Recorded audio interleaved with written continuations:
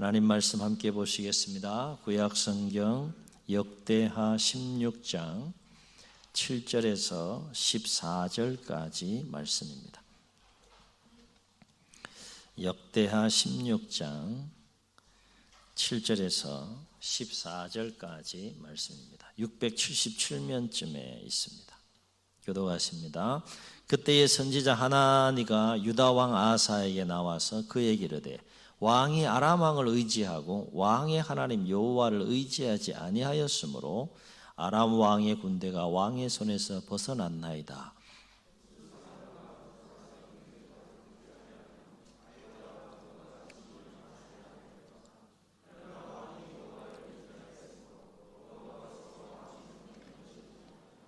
여호와의 눈은 온 땅을 두루 감찰하사 전심으로 자기에게 향하는 자들을 위하여 능력을 베푸시나니 이 일은 왕이 망령때에 행하였은즉 이후부터는 왕에게 전쟁이 있으리이다 하며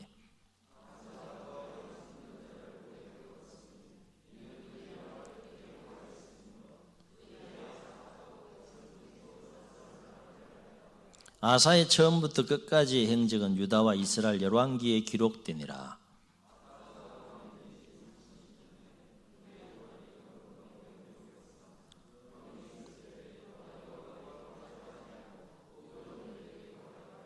아사가 왕위에 있은 지 41년 후에 죽어 그의 조상들과 함께 누움에 다윗성의 자기를 위하여 파두었던 묘실에 무리가 장사하되 그의 시체를 법대로 만든 각양 향재료를 가득히 채운 상에 두고 또 그것을 위하여 많이 분향하였더라. 아멘. 오늘은 한 왕에 관한 이야기를 하려고 합니다. 바로 아사 왕에 관한 이야기인데 이 왕에 관한 이야기를 통하여서 하나님 앞에서 우리의 또 삶을 다시 한번 돌아보고 점검하는 그런 시간이 되었으면 좋겠습니다. 이 아사 왕은 남북 분열 왕국이 시작되면서 남유다 왕국의 3대째 왕이 된 사람이었습니다. 그의 통치 기간은 총 41년이었는데 왕정사의 역사를 보게 되면 결코 짧은 기간이 아닙니다. 41년 동안 또 하나님 앞에 쓰임받는 이 아사 왕의 이야기가 성경에 어디에 기록되어 있는가 하면 열왕기상 15장 9절로 24절에 보면 간략하게 아사 왕에 관한 행적이 기록되어져 있고 오늘 우리가 읽은 말씀을 포함해서 역대하 14장부터 16장까지 아사 왕에 관한 이야기가 기록되어져 있습니다. 결코 많은 분량이 아니기 때문에 한 주 동안 좀 시간을 내셔서 그 본문을 한번 쭉 읽어보시면 더욱더 은혜가 되리라 생각되었습니다. 성경에 소개된 이 아사 왕에 대한 일을 대략 좀 살펴보면 아사 왕은 그의 아버지 아비야가 죽고 난 이후에 열왕기상은 아비야무로 되어 있는 동일한 인물입니다. 이 아버지 2대 남왕국 유다의 2대 왕이었던 아비야가 죽고 난 이후에 왕이 3대째 왕이 되어서 처음에는 아주 열정적으로 뜨겁게 하나님을 사랑하고 경외하며 하나님과 친밀한 교제 가운데 삶을 살아가는 하나님 보시기에도 사람이 보기에도 참 아름다운 아사 왕의 삶의 모습을 보게 됩니다. 그 일대로 아사 왕은 왕이 되면서 아주 강력한 종교 개혁을 단행을 하게 되는데 이 아사 왕이 된 이후에 강력한 종교 개혁을 행사하는 것과 관련하여서 14장 2절로 5절에 보면 이렇게 정리하고 기록하는 것을 보게 돼요. 아사가 그의 하나님 여호와 보시기에 선과 정의를 행하여 이방 제단과 산당을 없애며 주상을 깨뜨리고 아세라상을 찢고 유다 사람에게 명하여 그 조상들의 하나님 여호와를 찾게 하며 그의 율법과 명령을 행하게 하고 또 모든 유다 성읍에서 산당과 태양상을 없애매 나라가 그 앞에서 평안함을 누리니라. 그렇게 기록해요. 결코 쉽지 않은 일이죠. 강력한 종교 개혁을 단행한다는 것 결코 쉽지 않습니다. 심지어 역대하 15장 16절로 17절에 보게 되면 아사 왕의 어머니 마아가가 이 아세라의 목상을 만들어서 우상을 숭배하니까 이 아들인 아사 왕이 모친을 태후의 자리에서 폐위시킵니다. 그만큼 강력하게 개혁을 단행했고 그 얘기는 그만큼 특별한 열심과 열정을 가지고 이 아사 왕은 하나님을 경외하는 삶을 살았던 인물이라는 거예요. 그 밑에 18절을 보게 되면 아버지 때, 이 아비야 아버지 때 하나님을 위하여서 거룩히 구별한 물건과 자기 때에 하나님을 거룩히 구별한 물건, 은과 금과 그릇을 하나님의 전에 드렸다라고 기록합니다. 그만큼 신실한, 하나님 앞에 신실한 삶을 살았던 왕이 아사 왕이에요. 여러분, 평범한 평인이 하나님을 사랑하고 경외하는 것보다 왕이, 한 나라의 왕이 하나님을 사랑하고 경외하는 삶을 살아간다는 것 결코 쉽지 않습니다. 일단은 왕이 되어서 하나님을 사랑하고 경외하는 삶을 사는 것이 왜 어려운가 하면 어쨌든 그 왕의 자리에서 마음껏 휘두를 수 있는 권력이 있잖아요. 그리고 백성의 눈치도 봐야 될 공인이기 때문에 이런저러한 요소들로 인하여서 왕이 하나님을 뜨겁게 사랑하고 경외한다는 건 결코 쉽지 않습니다. 일례로 성경을 보게 되면 왕정사에 관한 이야기가 쭉 열왕기상하, 역대시상하, 또 사무엘, 또 상하에 쭉 기록되어져 있는 것을 보게 되는데 약 총 500년간의 이 왕정사의 역사가 쭉 이어집니다.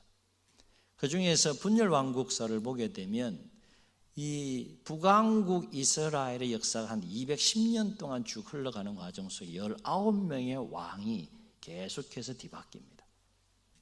그런데 그 19명의 왕 중에 단 한 명의 왕도 하나님을 경외한 왕이 없었다는 거예요.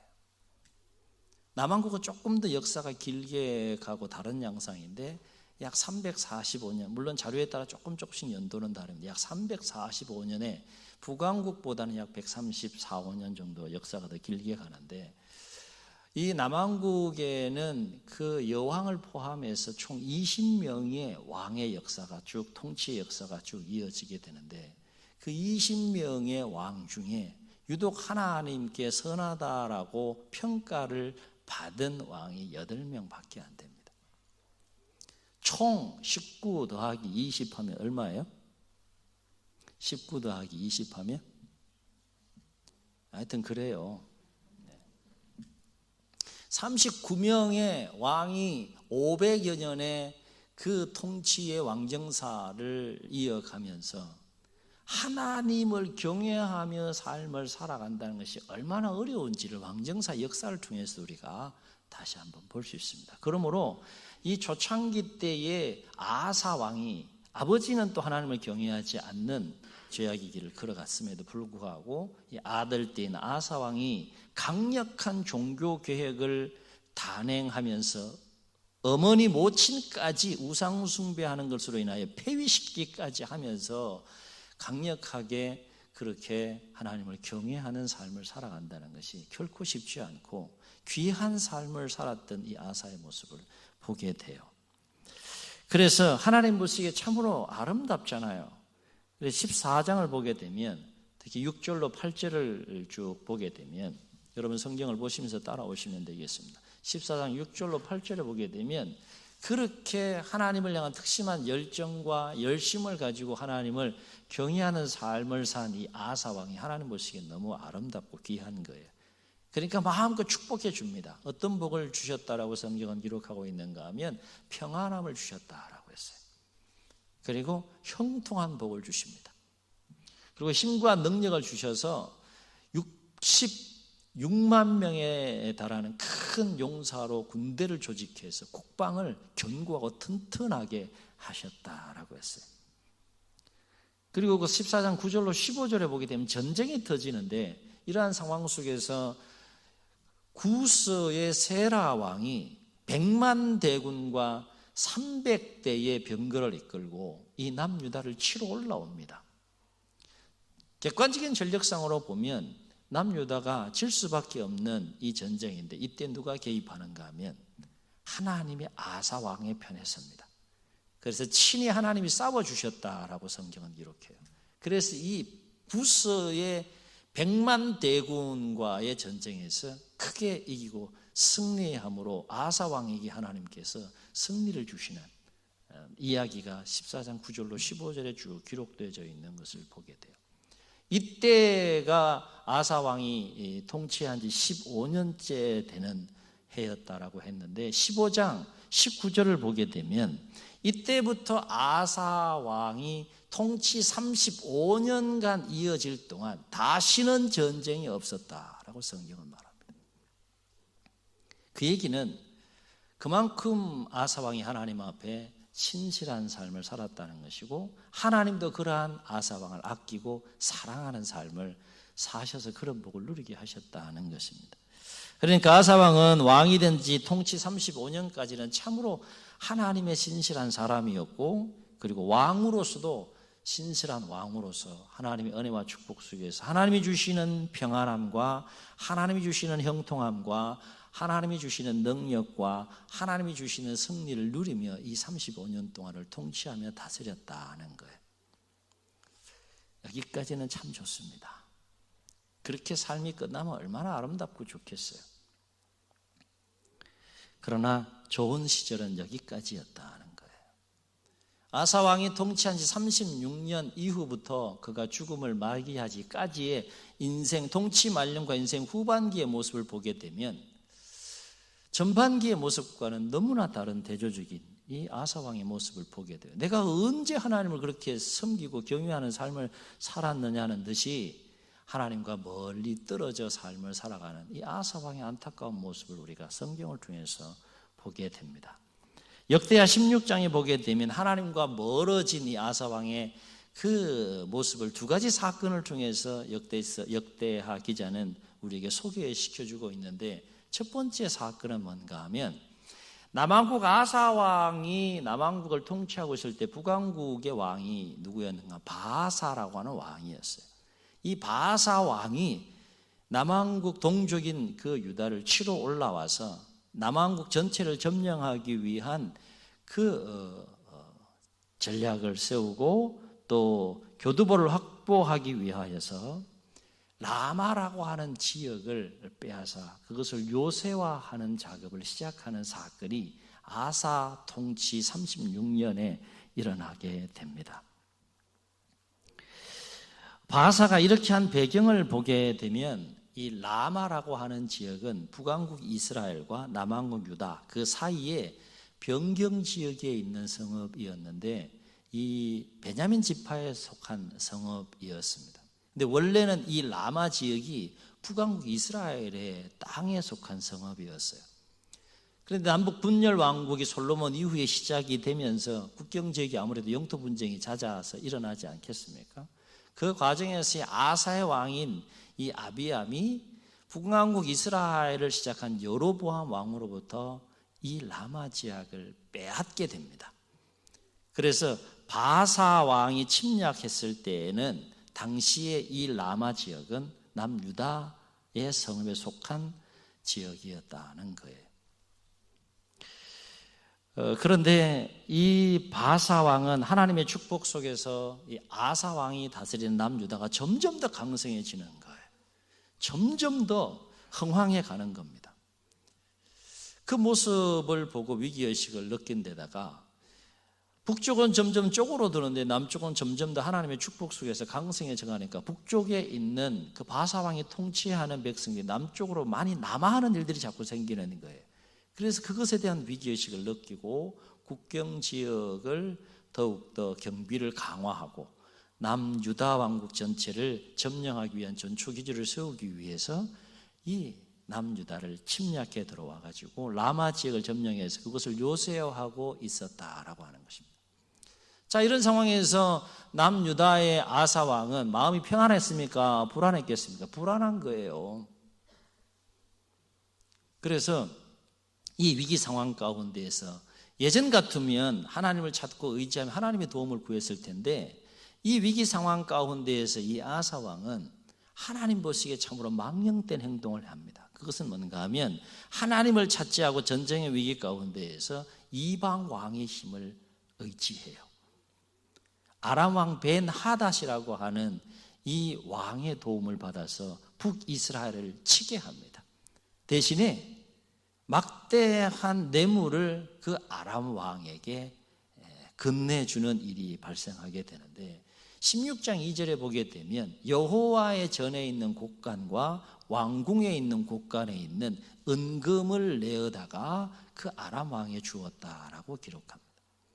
하나님을 의지하지 않은 것도 하나님 보시기에 망령된 행동이었고 거룩히 구별된 여호와의 성전 곳간에 있는 성물을 빼어다가 사람의 도움을 얻어서 위기를 극복하려고 했던 그 아사의 행위는 더욱더 망령된 하나님 보시기에는 가정한 그런 행위였다는 것입니다. 이제 이런 상황 속에서 아람 왕 벤 하닷이 아사 왕으로부터 막대한 은금에 대한 뇌물을 받았으니까 공격해야 되겠죠. 그래서 북이스라엘의 북쪽 위에 이제 아람 왕이 통치하고 있으니까 북쪽을 치게 됩니다. 남쪽에 지금 라마 지역에 내려와 있던 바하사 왕이 이 상황 속에서 위기의식을 느끼고 라마 지역을 요새화하려는 그 작업들을 중단하고 포기한 채 다시 돌아가게 됩니다. 그래서 16장 6절에 보게 되면 이러한 상황 속에서 남유다의 아사 왕은 이제 라마 지역을 바하사 왕이 떠났으니까 라마 지역을 건축하기 위해 가져온 돌과 제목들을 운반해다가 게바와 미스바를 건축하였더라라고 성경은 기록해요. 이게 첫 번째 사건입니다. 하나님을 의지해야 될 상황 속에서 하나님을 의지하지 않고 망령되이 행하여 이방 왕의 힘을 도움을 빌어서 문제를 해결하려고 했던 이게 첫 번째 16장에 소개된 하나님을 멀리한 아사 왕의 모습이고, 두 번째는 16장 12절에 보게 되면 아사 통치 말년에 아사 왕 통치 말년 제39년에 어떤 일이 생기는가 하면 아사 왕이 병에 걸려요. 병에 죽을 병에 걸립니다. 발에 병이 걸렸는데 매우 위독했다라고 했어요. 그 병이 무엇인지 대해서는 자세히 소개하고 있지 않지만 그 위독한 질병 가운데에서 성경은 어떻게 기록하고 있는가 하면 아사 왕이 하나님을 찾고 하나님을 의지하지 않고 의원들을 의지했더라, 그렇게 기록합니다. 그리고 약 3년 동안 질병으로 고통을 겪다가 제41년 통치 41년에 죽음을 맞이했다라고 그 행적을 소개합니다. 오늘 우리가 읽은 말씀은 앞서 살폈듯이 아사 왕 통치 36년에 어떤 일이 있었다고 했습니까? 북왕국 바하사 왕이 치고 남유다를 점령하기 위해서 라마 지역을 점령해서 요새화하는 작업이 있을 때 아사 왕이 하나님을 의지하지 않고 아람 왕을 의지하는 망령된 행동을 취함으로 인하여서 하나님께 선지자를 보냅니다.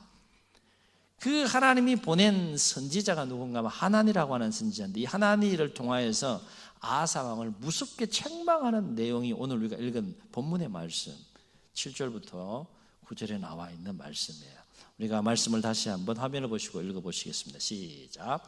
그때의 선견자 하나니가 유다 왕 아사에게 나와서 그에게 이르되, 왕이 아람 왕을 의지하고 왕의 하나님 여호와를 의지하지 아니하였으므로 아람 왕의 군대가 왕의 손에서 벗어났나이다. 구스 사람과 룹 사람의 군대가 크지 아니하며 말과 병거가 힘이 많지 아니하더이까. 그러나 왕이 여호와를 의지하였으므로 여호와께서 왕의 손에 넘기셨나이다. 여호와의 눈은 온 땅을 두루 감찰하사 전심으로 자기에게 향하는 자들을 위하여 능력을 베푸시나니 이 일은 왕이 망령 때에 행하였은즉 이후부터는 왕에게 전쟁이 있으리다 하며, 하나님이 하나님 선자를 보내서 너 잘못했다 이거야. 너 망령된 행동했다 이거야. 무섭게 책망합니다. 자, 그럼 예전 같으면 이 아사가 어떤 반응을 보여야 되는 겁니까? 어떤 행동을 해야 되는 겁니까? 그렇구나, 내가 잘못했구나.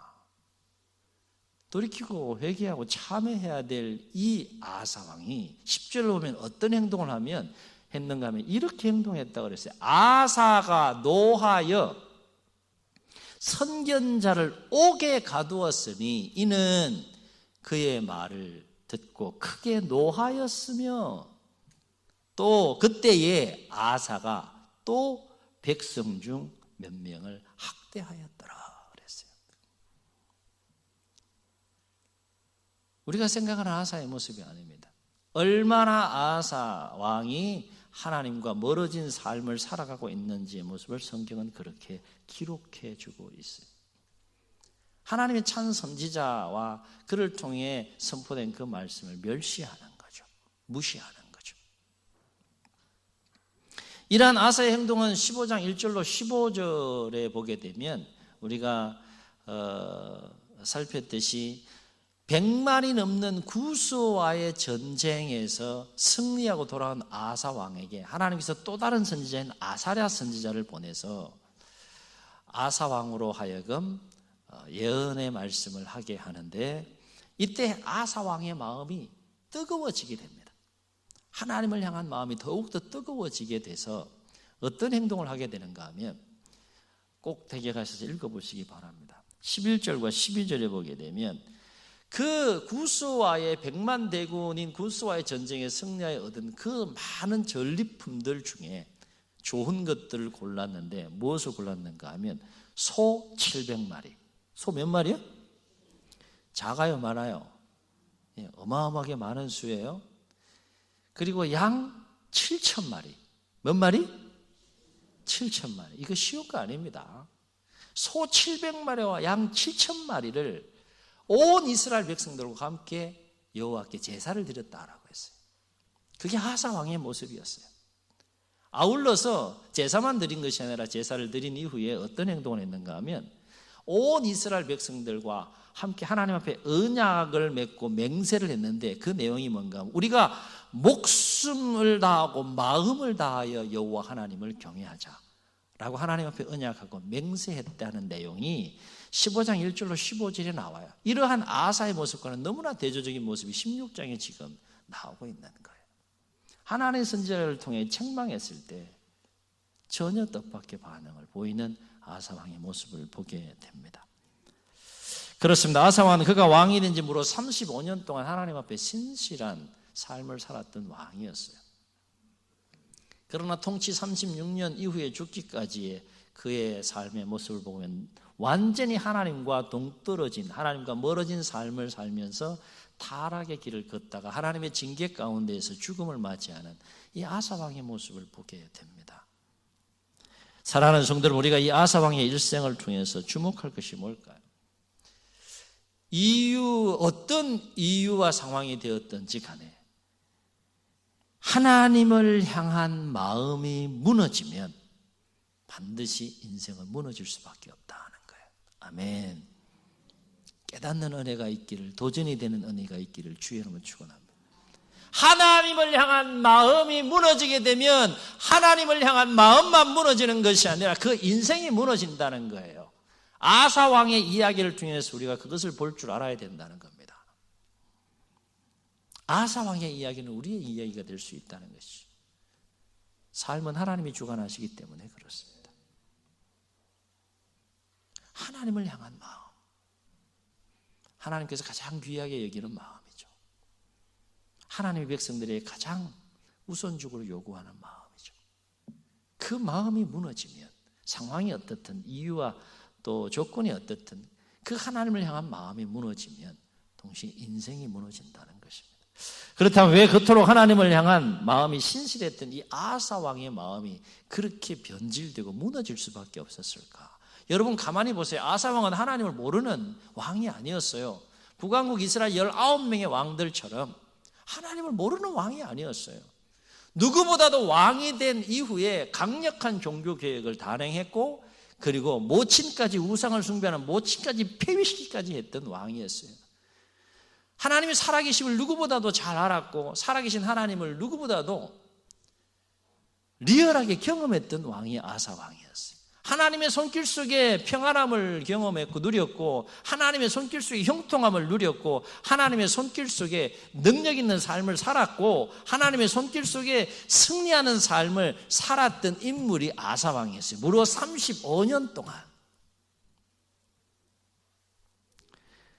그럼에도 불구하고 그토록 신실했던 아사 왕의 마음이, 하나님을 향한 마음이 왜 변질되고 무너졌느냐? 묵상 중에 하나님께서 깨닫게 하신 것은 어떤 그 마음이었는가 하면,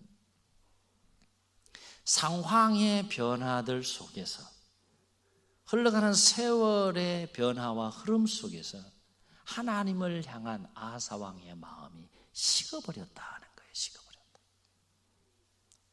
음식만 식는 것이 아니라 무엇이 식는다는 거예요? 마음이 식어버릴 수 있다는 거예요. 저와 여러분의 마음을 한번 보시죠. 뜨겁습니까? 식었습니까? 마음이 식어버릴 수 있다는 거예요. 아사 왕의 마음이 식어버렸어요. 하나님께서 베풀어 주신 은혜와 사랑과 축복의 그 시간대 속에서 35년 동안 하나님의 사랑과 은혜와 복을 누리면서 아이러니컬하게도 그 축복의 시간에 서서히 아사의 하나님을 향한 마음이 식어버렸다는 거예요. 다시 15장을 가보면 구스와의 100만이 넘는 구스와의 전쟁에서 승리하고 아사 왕이 돌아왔을 때 하나님은 아사랴 선지자를 통하여서 아사 왕 당신이 초창기 왕이 되었을 때 상황이 이러했습니다 라는 것을 다시 상기시켜주는 장면이 나옵니다. 15장 3절 6절의 말씀을 화면을 통해서 함께 읽겠습니다. 시작. 이스라엘에는 참 신이 없고 가르치는 제사장도 없고 율법도 없는 지가 오래되었으나 그들이 그 환난 때에 이스라엘 하나님 여호와께로 돌아가서 찾음에 그가 그들과 만나게 되셨나니 그때에 온 땅의 모든 주민이 크게 요란하여 사람의 출입이 평안하지 못하며 이 나라와 저 나라가 서로 치고 이 성읍이 저 성읍과 또한 그러하여 피차 상한 바 되었나니 이는 하나님이 여러 가지 고난으로 요란하게 하셨습니다. 무슨 얘기인가 하면 통치 초기에는 영적인 차원에서 뿐만 아니라 상황적으로 남유다에 많은 어려움들이 있었다라고 하는 것이 환난의 때였는데 하나님을 향한 특심한 열심과 열정으로 이 아사 왕이 하나님을 사랑하고 경외하는 삶을 살아감으로 하나님을 의지하는 모습을 보시고 하나님께서 당신에게 평안함을 주셨고 형통함을 주셨고 승리를 주셨다, 그런 이야기입니다. 그리고 그렇게 35년이라는 축복의 시간이 흐르게 됩니다. 그런데 문제는 그 축복의 시간에 상황의 변화 속에서 또 세월의 흐름 속에서 아사 왕의 하나님을 향한 마음이 어떻게 됐다는 겁니까? 식어버렸다는 거예요. 사랑하는 성도 여러분, 하나님을 향한 마음이 식어버리면 어떤 현상이 일어날까요? 우리는 아사 왕의 모습을 통해서 하나님을 향한 마음이 식어버리면 반드시 이 세 가지 현상이 일어나는 것을 보게 돼요. 첫째는 마음이 교만해지고 완악해진다는 거예요. 다시요. 하나님을 향한 이 10년 가운데 하나님을 향한 마음이 식어버리면 사람의 마음이 높아져요. 사람의 마음이 교만해져요. 사람의 마음이 완악해지고 강팍해지는 모습을 보게 돼요. 그래서 더 이상 하나님을 찾지 않습니다. 아사 왕의 모습을 보세요. 식어버린 이후에 하나님 찾지 않아요.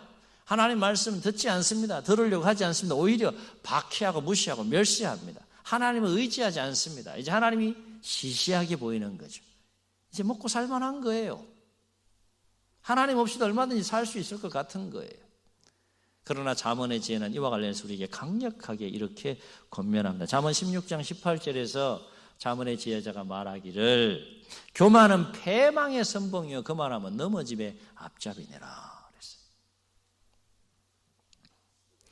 하나님을 향한 마음이 식어버리면 두 번째 어떤 현상이 일어나면 영적으로 게으르고 나태해진다는 거예요. 아사 왕의 경우를 보게 되면 하나님의 마음이 식어버린 이후에 아사 왕의 그 삶의 모습을 보게 되면 언제부턴가 기도가 사라졌습니다. 말씀이 사라졌어요. 성경을 꼭 읽어보세요. 소 700마리와 승리를 주신, 어마어마한 승리를 주신 그 기쁨과 감격 속에서 전리품 중에 소 700마리와 양 7,000마리를 거룩히 구별해 하나님 앞에 제사드리고 마음과 목숨을 다하여 우리 모두가 하나님을 뜨겁게 사랑하고 경외하는 삶을 살자고 언약하고 맹세했던 그 아사의 삶 속에 예배가 사라졌어요. 하나님과 친밀한 교제하는 교제가 사라졌습니다. 아사의 심령과 아사의 삶 속에 하나님이 없는 거예요. 영적인 안목에서 볼 때 참으로 안타까운 모습이 아닐 수 없습니다. 하나님을 향한 마음이 식어버리면 그와 같이 된다는 거예요. 코로나19의 상황이 우리를 또 그렇게 몰아갈 수도 있습니다. 하나님을 향한 마음이 식어버리지 않기를 주의 이름으로 축원합니다. 더 뜨거워져야 되지 않겠습니까? 더 충만해져야 되지 않겠냐 하는 거예요. 죽은 하나님을 믿는 것이 아니라 우리는 버젓이 살아 역사하시고 역사를 주관하시고 인생의 모든 생사화복을 주관하시는 그 하나님을 믿는 우리 심령 가운데에는 이 진리와 이 생명과 이 복음을 알고 삶을 살아가는 하나님의 자녀와 백성 우리는 날이 되어갈수록 상황이 힘들고 어려울수록 더욱더 하나님을 향한 마음이 식는 것이 아니라 더욱더 뜨거워져야 하고 충만하지 않겠냐 하는 거예요. 세 번째, 하나님을 향한 마음이 식어버리면 어떤 현상이 일어나는가 하면 사람의 생각과 마음에 사로잡히게 됩니다. 아사 왕의 경우를 보세요. 전쟁의 위기 상황 가운데 하나님 찾지 않습니다. 질병 가운데에서 하나님을 찾지 않고 하나님을 의지하지 않고 사람을 의지하는 아사 왕의 모습을 통해서 우리가 이 모습을 선명하게 볼 수 있습니다. 그래서 결국 하나님을 향한 마음이 식어버리고 하나님을 향한 마음이 무너짐으로 마음이 높아지고 고만해지며 강팍해지고 영적으로 게으러지고 나태해지고 사람의 생각과 마음에 사로잡히게 되면 결국 그 인생이 어떻게 된다는 거예요? 무너진다. 그러나 우리가 여기서 또 한 가지 주목할 것은 하나님과 멀어지는 그 아사 왕의 인생을 무너뜨리기 전에 그리고 무너뜨리는 과정 속에서도 그냥 칠 수 있어요. 얼마든지 하나님 그렇게 할 수 있는 분이. 그러나 그 과정 속에서도 은혜와 사랑을 베푸셔서 아사 왕이 자신의 죄악과 자신의 잘못을 돌이키고 회개할 수 있는 기회를 주시는 모습을 보게 돼요. 두 가지 경우를 통해서 볼 수 있는데 아사 왕이 하나님과 멀리 떨어져 가는 죄악의 길을 걸어갈 때 누구를 보냅니까? 하나님의 선지자들을 보내요. 그런데 그 하나님의 선지자를 통한 하나님의 그 책망의 말씀을 듣고 돌이킬 수 있는 기회가 있었음에도 불구하고 돌이키지 않습니다. 아픈 과정이지만 질병을 하나님께서 허락하셔서 네가 얼마나 약하고 네가 얼마나 잘못된 길을 걸어가고 있는지를 돌아볼 수 있는, 하나님을 다시 찾고 다시 의지할 수 있는 기회의 시간을 3년이나 주었음에도 불구하고 아사는 결국 하나님의 그 기회와 그 배려를 무시한 채 몰락의 길을 걸어가는 모습을 보게 됩니다. 그러고 보면 깨닫고 돌이키는 은혜가 얼마나 큰 축복인지 다시 한번 우리가 생각해 보게 돼요. 그러므로 우리는 어떠한 상황과 세월의 흐름 속에서도 하나님을 향한 마음이 식어버림으로 하나님을 향한 마음이 무너지거나 변질되지 않도록 몸부림쳐야 할 줄로 믿습니다. 혹 연약함으로 말미암아서 식어버리고 무너질 수 있어요. 변질될 수 있어요. 그럴 때 하나님은 계속해서 우리에게 말씀하실 겁니다. 다양한 방법을 통해서, 다양한 통로를 통해서 섭리 가운데 너 잘못됐다 돌이켜라. 말씀하실 때, 기회를 주실 때 그 기회를 잘 포착해서 다시 하나님을 향한 그 마음이 회복될 수 있기를 주의 이름으로 축원합니다. 왜냐하면 하나님을 향한 마음이 무너지면 결국 우리의 인생이 무너지기 때문에 그래요. 그렇다면 하나님을 향한 마음이 계속해서 식지 않으려면 설령 연약함으로 식어버리고 또 변질되고 무너졌다 할지라도 다시 그 하나님을 향한 그 마음이, 뜨거운 마음이 회복되려면 어떻게 해야 될까? 열을 가해야 되겠죠. 계속 열을 가해야 되는 거예요. 그래야 식지 않는 거 아니겠습니까? 무슨 열을 가해야 되겠습니까? 기도의 열을 가해야 되겠죠. 말씀의 열을 가하고 예배의 열을 계속해서 가하고 하나님과 친밀한 교제하는 그 열을 가해야 된다는 거예요. 다시 말해 기도의 자리로 나아와야 되고 말씀의 자리로 나아가야 하고 예배의 자리로 나아와야 하고 하나님과 친밀한 교제의 시간을 늘려갈 때 우리의 심령 가운데 하나님을 향한 마음이 식어버리지 않는다는 거예요. 그럴 때 하나님께서 식어버리지 않는 하나님을 향한 그 마음의 소유를 가지고 삶을 살아가는 하나님의 자녀와 백성들에게 더욱더 특별한 은혜와 사랑 가운데 그 인생을 이 무너지는 인생이 아니라 견고하게 세워지는 인생으로 섭리하시고 역사해 가신다라고 하는 것입니다. 바로 아버지는 우리 안에 계속해서 이러한 열을 가하셔서 하나님을 향한 마음이 식지 않고 다시 새롭게 회복되어짐으로 말미암아 하나님의 계속된 은혜와 축복 속에서 무너지는 인생이 아니라 더욱더 견고하게 세워질 수 있는 복된 생애와 삶들이 다 되시기를 주의 이름으로 축원합니다. 축원합니다. 기도하시겠습니다.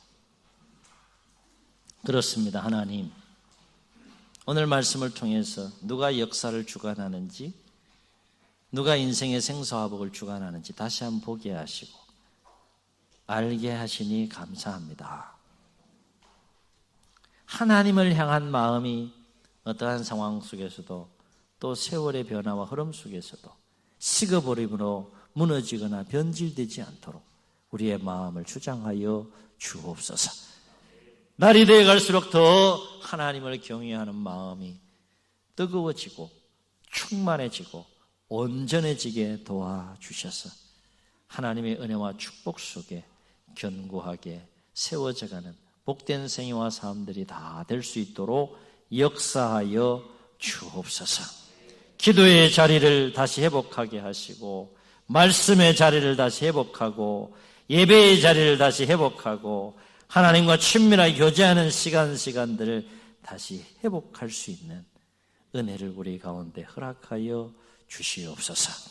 이젠 우리 주 예수 그리스도의 은혜와 하나님의 무궁하신 사랑하심과 성령님의 감화감동 교통하시는 역사가 어떠한 상황 속에서도 또 세월의 흐름과 변화 속에서도 하나님을 향한 마음이 식지 않고 무너지지 않고 더욱더 충만해지고 온전하게 세워가는 그 섭리 가운데 승리하는 삶을 살기로 새롭게 결단하고 기도하고 예배하고 나가는 주의 백성들 머리 위에 영원토록 늘 함께하여 주옵시기를 간절히 축원하옵나이다.